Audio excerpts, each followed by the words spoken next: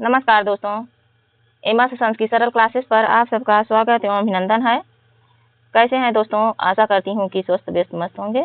तो आइए दोस्तों, हम लोग आज महर्षि पाणिनि के द्वारा रचित माहेश्वर सूत्र के बारे में अध्ययन करेंगे। माहेश्वर सूत्र है क्या, तो यह कैसे कहाँ से प्राप्त हुआ है, इसके बारे में थोड़ा सा अध्ययन करते हैं दोस्तों।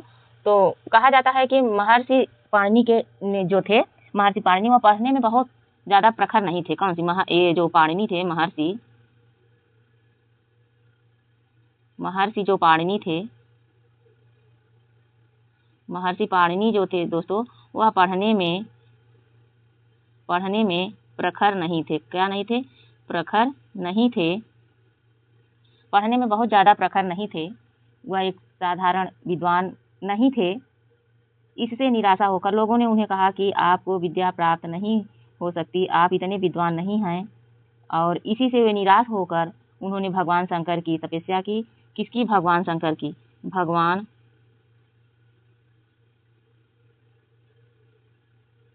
भगवान शंकर की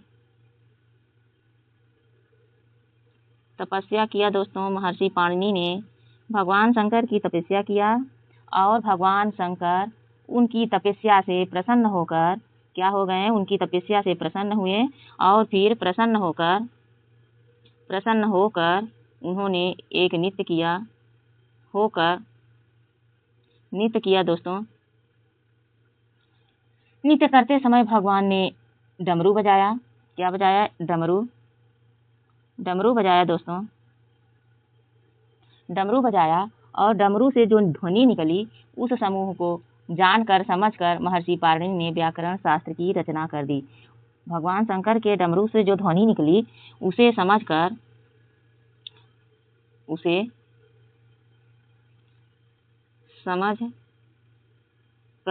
पाणिनि ने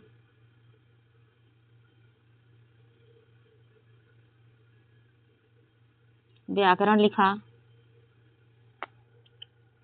और उस व्याकरण में उन्होंने सबसे पहले माहेश्वर सूत्र को समझा। उन्होंने समझा कि भगवान की डमरू से जो निकली हुई ध्वनि है, वह एक माहेश्वर सूत्र है और वह 14 बार भगवान शिव ने 14 बार अपनी डमरू बजाई थी। कितनी बार? 14 बार डमरू बजाई दोस्तों। 14 बार डमरू बजाया। 14 बार डमरू बजाया और जो 14 बार डमरू बजाया, तो उसे समझकर महर्षि पाणिनि ने उसे माहेश्वर सूत्र में परिणित कर दिया। किसके? माहेश्वर सूत्र में परिणित कर दिया। कहा कि ये भगवान शंकर की ध्वनि से व्याकरण शास्त्र की रचना करने के लिए माहेश्वर सूत्र है। माहेश्वर सूत्र को कई नामों से जाना जाता है। माहेश्वर सूत्र को कई नामों से जाना जाता है दोस्तों। पहला नाम है उनका, माहेश्वर सूत्र का पहला नाम है कि माहेश्वर सूत्र। क्या? माहेश्वर सूत्र। दूसरा नाम है शिव सूत्र, क्योंकि भगवान शंकर की डमरू से निकला और शिव सूत्र भगवान शिव ने इसे बजाया, इसलिए। तीसरा इसका नाम है प्रत्याहार सूत्र। प्रत्याहार सूत्र है दोस्तों। और अगला इसको भगवान शिव के डमरू से बजाया, तो इसकी संज्ञा प्रत्याहार बनाते हैं, इसलिए इसे प्रत्याहार सूत्र कहते हैं। चौथा, यह 14 सूत्र है, इसलिए चतुर्दश सूत्र भी क्या कहते हैं? क्या? चतुर्दश सूत्र भी कहा जाता है इसे। तो यह 4 नामों से जाना जाता है। अगर इसे माहेश्वर सूत्र कहें तो माहेश्वर सूत्र है ही, शिव सूत्र कहें वो भी माहेश्वर सूत्र है, प्रत्याहार सूत्र कहें तो वो भी वही है, और चतुर्दश सूत्र भी माहेश्वर सूत्र है। इसके विषय में एक श्लोक परिणित है दोस्तों। वह श्लोक है कि यहाँ पे वह श्लोक है, देख लेते हैं क्या है। नितावसाने नटराज राजो ननाद ढक्काम नव पंचवारम उद्धर्तु कामः सनकादि सिद्धान् एतद्विमर्शे शिवसूत्र जालम। वही शिवसूत्र जाल के नाम से जाना जाता है। नित्यावसाने नटराज राजो ननाद ढक्काम नव पंचवारम उद्धर्तु कामः सनकादि सिद्धान् एतद्विमर्शे शिवसूत्र जालम। और यही शिवसूत्र जाल जो है पाणिनि ने माहेश्वर सूत्र की जो है माहेश्वर सूत्र की क्या कर दी, रचना कर डाली। 14 माहेश्वर सूत्रों को उन्होंने भगवान के जो डमरू निकले, डमरू से जो ध्वनि निकली, उसी समूह को जान के अगर इसका ये देख लें कि नित्यावसाने क्या है कि नित्यावसाने यानी जो भगवान शिव ने नित्य किया था उस नित्य के समाप्त होने पर नटराज राजो भगवान शिव को एक रूप नटराज का भी दिया जाता है। और वह जो नित्य करते थे तो नटराज रूप में ही करते थे, किसमें, अपने नटराज रूप में ही करते थे। तो नित्यावसाने नटराज राजो यानी जो है नित्य के अवसान में यानी नित्य के समापन हो जाने पर नटराज यानी भगवान शिव ननाद ढक्काम यानी डमरू को, ननाद ढक्काम किसको कहते हैं, डमरू को, जो डमरू है, डमरू ननाद ढक्काम है, 9 पंचबारम यानी 14 बार, किसका, 9 यानी 9 + 5 = 14 बार, 14 बार बजाया। उधर तुकामह सनकादि सिद्धांत, और उसी को सुनकर भगवान पाणिनि ने क्या किया, सिद्धांत कर दिया एतद् विमर्शे, और इसी को ही क्या कहते हैं, शिव सूत्र जाल के नाम से जाना जाता है। और यही है पाणिनि का माहेश्वर सूत्र, जो 14 माहेश्वर सूत्र है।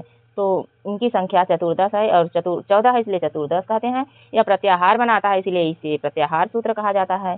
और यह भगवान शिव के डमरू से निकला था इसलिए शिव सूत्र जाल कहा जाता है। प्रत्याहार 14 माहेश्वर सूत्रों को आधार मानकर बनाया गया है। तो सबसे पहले हम लोग माहेश्वर सूत्र को देख लेते हैं कि माहेश्वर सूत्र कौन कौन से हैं और कितने हैं। तो सबसे पहले इनकी काउंटिंग कर लेते हैं। पहले 1 है, ये 2 है, 3 है, 4 है, 5 है, ये 6 है, 7 है, 8 है, 9 है, 10 है, 11, 12, 13, 14, ये 14 माहेश्वर सूत्र हैं।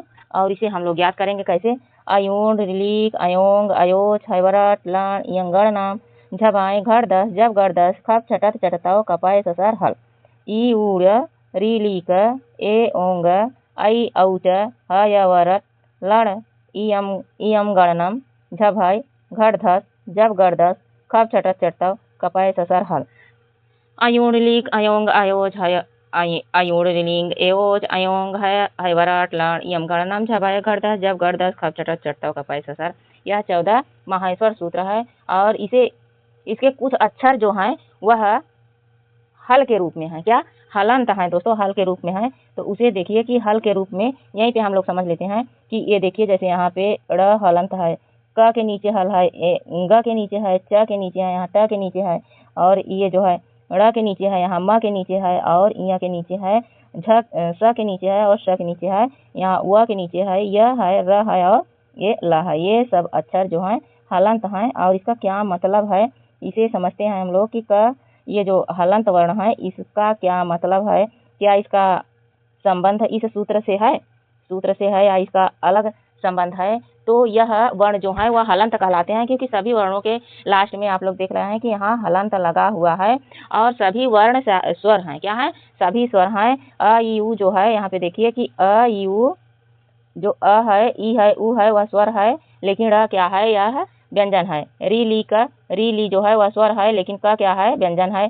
ए ओ स्वर है लेकिन अंगा व्यंजन है। आई औ स्वर है लेकिन च व्यंजन है, और ये भी व्यंजन है लेकिन फिर भी यहाँ पे स्वर व्यंजन ही हलंत के रूप में लगा हुआ है। और इस हलंत को कहते हैं कि इत संज्ञा, क्या, इत, यह इत वर्ण कहलाता है। ये जो हलंत है यहाँ पे सभी हलंत हैं, यह इत वर्ण कहलाते हैं। कौन वर्ण, इत,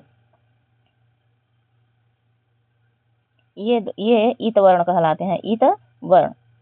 और इनका काम क्या है, तो इनका जो काम है वह इत संज्ञा करने वाला सूत्र, इनकी संज्ञा हो जाती है, इनका लोप हो जाता है। इनका काम सिर्फ प्रत्याहार बनाने के लिए किया जाता है, उच्चारण के लिए, प्रयोग के लिए नहीं किया जाता है। यह माहेश्वर सूत्र में प्रयोग नहीं किए जाते हैं, गिने नहीं जाते हैं। सिर्फ क्या होता है कि प्रत्याहार बनाता है, क्या, प्रत्याहार बनाने के काम में आता है। कौन, यही। और प्रत्याहार कैसे बनता है, तो प्रत्याहार का जब हम लोग वर्णन करेंगे तो बताएंगे, लेकिन यहाँ भी बताएंगे अभी, लेकिन इसके बारे में कुछ जान लेते हैं। तो यह इसका जो हलंत वर्ण है, हलंत्यम, यह हलंत्यम सूत्र से हल वर्ण होता है और आदि अंत्येन संहिता सूत्र इसे कहा जाता है। इसका संधि करने में प्रयोग होता है और हल का प्रत्याहार बनाने में प्रयोग होता है। माहेश्वर सूत्र की संख्या 14 है, जैसे कि हम लोग अभी देखें कि 1 2 3 4 5 6 7 8 9 10 11 12 13 14 माहेश्वर सूत्र है। और 4 माहेश्वर सूत्रों में ये 4 जो हैं इसमें स्वर की संज्ञा दी गई है। क्या है दोस्तों, स्वर है। और बाकी जो 10 हैं इसमें व्यंजन है। क्या है? व्यंजन वर्ण गिनाए गए हैं और व्यंजन वर्ण भी उसमें कई प्रकार के व्यंजन, 3 प्रकार के व्यंजन भी हैं, इसको भी समझेंगे इसी उसमें। तो ये है कि इनका उद्देश्य वर्णों के समूहों को संक्षिप्त करने के लिए होता है। किसका? ये जो माहेश्वर सूत्र है, ये वर्ण के समूह को प्रत्याहार जब बना लेते हैं तो प्रत्याहार बना के इनके समूहों को संक्षिप्त करना है। भगवान शिव ने नटराज रूप में तांडव किया था, यह तो अभी हम लोगों ने देखा। और उन्होंने अपना 14 बार डमरू बजाया नित्य के समापन में, यानी नित्य जब उनका नित्य समाप्त हो गया तब उन्होंने अंत में अपना डमरू बजाया और वह 14 बार। इन 14 नादों में माहेश्वर सूत्र ही प्रकट हुआ। ऐसा महर्षि पाणिनि के समझ में आया कि यह माहेश्वर सूत्र ही है, इसीलिए इन्हें माहेश्वर सूत्र या शिव सूत्र कहा जाने लगा। और इससे संबंधित एक श्लोक है जो हम लोगों ने अभी देखा भी है। और क्या है कि यह एक अनुबंध भी है। क्या? अनुबंध भी है। अनुबंध कैसे है इसे थोड़ा सा देख लेते हैं, उसके बारे में हम लोग ये देखिए यहाँ देख लेते हैं कि माहेश्वर सूत्र के माध्यम से ये प्रत्याहार कहलाता है।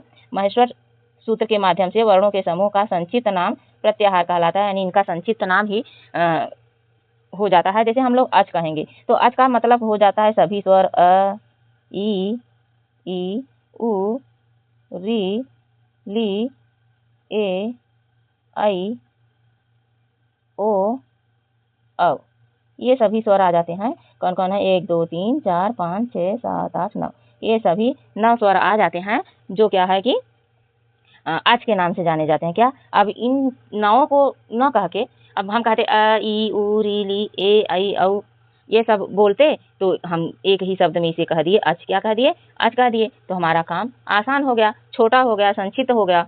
तो इसी के संक्षिप्त के समूह को क्या कहें कि प्रत्याहार कहलाता है और इसी के लिए अच प्रत्याहार बने।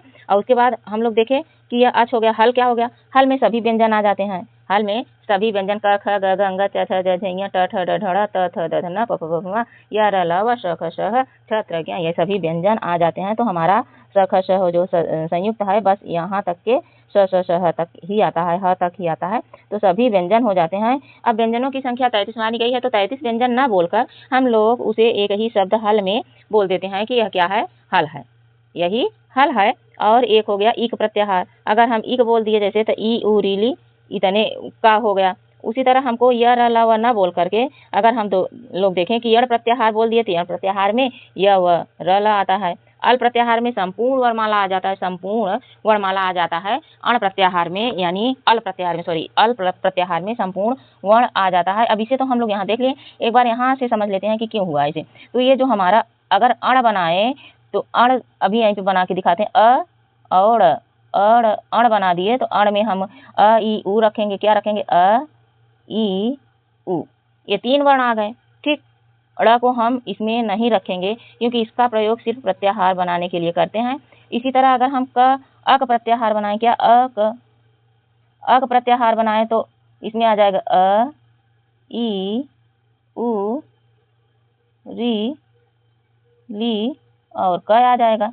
ठीक, क आ जाएगा तो क नहीं आएगा, लेकिन अक में आएगा तो री, अ, ई, उ, री, ल ये आ जाएगा। अभी जैसे स्लाइड पे हम लोगों ने देखा कि अच, तो यहाँ से अ ले लिए। क्या ले लिए कि यहाँ पे अ ले लिए और यहाँ से उठा लिए च, दोनों को मिला दिए अच। क्या हो गया? ये हो गया अच। और अच के अंतर्गत आ गया अ भी आ गया, ई भी आ गई और उ आ गया। अबड़ा को छोड़ देंगे, फिर यहाँ पे आ जाएगा री आ गया, फिर यहाँ पे आ जाएगा ली और हम फिर क को छोड़ देंगे, फिर यहाँ आ जाएगा ए, फिर यहाँ आ जाएगा ओ। ठीक, इसके बाद हम ग को छोड़ देंगे, फिर यहाँ पे आ जाएगा ए और औ। क्या? औ। और जो हम च लिए हैं ये अच में ले ही लिए हैं, तो इसको लेने की तो अच प्रत्याहार में सभी स्वर में हमारे आ गए। इसी तरह बाबूराम सक्सेना के द्वारा और लघु सिद्धांत कौमुदी में 44 या 43 या 42 प्रत्याहार बनते हैं। ऐसे हम बना सकते हैं, सैकड़ों प्रत्याहार बना सकते हैं। लेकिन जो है बाबूराम सक्सेना के द्वारा और लघु सिद्धांत कौमुदी के में जो है जितना हमारे काम का है, जितने में व्याकरण शास्त्र पूरा समाहित है, वह 42 प्रत्याहार है। कितना? 42, यहाँ पे 42 प्रत्याहार है। और लघु सिद्धांत कौमुदी में 43 प्रत्याहार, कहीं पे 42 है, कहीं पे 43 दिया गया है। ठीक, तो ये माहेश्वर सूत्र था। उसके बाद कहें कि अनुबंध क्या होता है, थोड़ा सा इसके बारे में समझ लेते हैं कि अनुबंध क्या होता है। और स्वर, संपूर्ण स्वर देख लिए और प्रत्येक सूत्र के अंत में यही अनुबंध कहलाता है। क्या है कि देख लेते हैं कि अनुबंध क्या है। तो इत वर्ण ही अनुबंध है। क्या जो इत वर्ण है, यानी जो अभी देखें ये हलंत वाला, प्रत्येक सूत्र के अंत में जो वर्ण ड़ क ग च ट ये सब आदि जो हैं उसे अनुबंध या इत कहते हैं। तो यही इनका उच्चारण नहीं किया जाता है और इनका कार्य केवल प्रत्याहार बनाने में होता है। इसको ही अनुबंध कहते हैं और यही अनुबंध है। और माहेश्वर सूत्र को ही कई भागों में बांटा गया है। तो ये जैसे कि हो गया, ये हो गए हमारे स्वर, यहाँ से यहाँ तक स्वर हो गए, और ये दो इसमें और इसमें ये दोनों क्या हो गए, यण प्रत्याहार के अंतर्गत आ जाएंगे, यण हो गए। और ये हमारा पंचमाक्षर है। क्या यह वर्ग का 5वां अक्षर है और ये वर्ग का 4था अक्षर है और ये वर्ग का 3रा अक्षर है और इसमें 2रा अक्षर है दोस्तों। उसके बाद ये है चटत कपय, ये है हमारा पहला अक्षर है और यहाँ ये सल प्रत्याहार है। क्या सल है, ऊष्म वर्ण है। तो इसको अगले वीडियो में हम लोग देखेंगे या समझेंगे, नहीं तो यहीं पे देख लेते हैं कि सबसे पहले माहेश्वर सूत्र में स्वरों की संख्या दी गई है। उसके बाद जो है अंतस्थ वर्ण दिए गए हैं। क्या अंतस्थ वर्ण दिए गए हैं दोस्तों। उसके बाद यहाँ पे अनुनासिक वर्ण दिए गए हैं। क्या है, ये अनुनासिक वर्ण है। उसके बाद चौथे वर्ण दिए गए हैं, जो चौथे वर्ग का ख ग घ, ये जो चौथा वर्ण होता है इसमें चौथा वर्ण है और ये हमारा 3रा वर्ण है और यहाँ खब छठत ये 2रा वर्ण है, चटत कपाय यहाँ तक का पहला वर्ण है और ये क्या है, ऊष्म वर्ण है। कौन से ऊष्म वर्ण है, ये और ये। ठीक, तो इसको कई भागों में बांट के माहेश्वर सूत्र को हम लोग अध्ययन किए कि स्व क्या है और अंतस्थ वर्ण क्या है और पंचमक्षर अनुनासिक भी से कहते हैं, पंचमक्षर भी कहते हैं, और ये है चतुर्थ वर्ण और यह है 3रा वर्ण, यह 2रा और पहला। उसके बाद लास्ट में उसमें दिया गया है। तो यहाँ एक भी बात कहता है कि कितने उसमें, तो 4 जो सूत्र हैं, 4 सूत्र 1 2 3 4 सूत्रों में स्वर दिया गया है और बाकी 10 सूत्रों में व्यंजन दिया गया है। और व्यंजन में सबसे पहले अंतस्थ और सबसे बाद में उसमें दिया गया है। उसके बाद फिर यहाँ हम लोगों ने इसको देख ही लिया। फिर यहाँ देख लेते हैं, परीक्षा की दृष्टि से कुछ प्रश्न देख लेते हैं। तो यह है कि माहेश्वर सूत्रों की संख्या कितनी है, 14 है। दूसरे नाम इसे शिव सूत्र माहेश्वर सूत्र प्रवर्तक कहा जाता है और इसके प्रवर्तक जो है महर्षि पाणिनि माने जाते हैं। पाणिनि के द्वारा लिखा गया है, रचित किया गया। इसका आधार ग्रंथ अष्टाध्यायी है। मुख्य उद्देश्य है प्रत्याहार का निर्माण करना। तो इसका मुख्य जो उद्देश्य है वह प्रत्याहार का निर्माण करना है दोस्तों। उसके बाद यहाँ पे जैसे फिर से देख लेते हैं कि ये है स्वर और हल जो व्यंजन है। अल में संपूर्ण वर्णमाला आ जाता है और हमेशा प्रतियोगी परीक्षा में जो पूछा जाता है। तो यहाँ हम अभी आप लोगों को बताएं, तो ये क्वेश्चन आप लोग कमेंट में बताइएगा कि इसका उत्तर सबका क्या होगा। क्या माहेश्वर सूत्र कितने हैं, उन्हें शिव सूत्र क्यों कहा जाता है, प्रत्याहार किसके आधार पर बनते हैं, अनुबंध इंत वर्ण क्या है, अच हल अल इक यण किसे कहते हैं। तो यह पाणिनि व्याकरण के आधार पर यह था आज का हमारा जो है माहेश्वर सूत्र और इसका अध्ययन हम लोगों ने किए। और अगले वीडियो में हम लोग इससे क्वेश्चन आंसर करेंगे, वो भी 1 लाइनर। तो बस आज यहीं तक दोस्तों, और इन प्रश्नों को आप कमेंट में ज़रूर बताइएगा और यह मेरा यह प्रयास आप लोगों को कैसा लगा इसे भी ज़रूर बताइएगा। धन्यवाद, नमस्कार।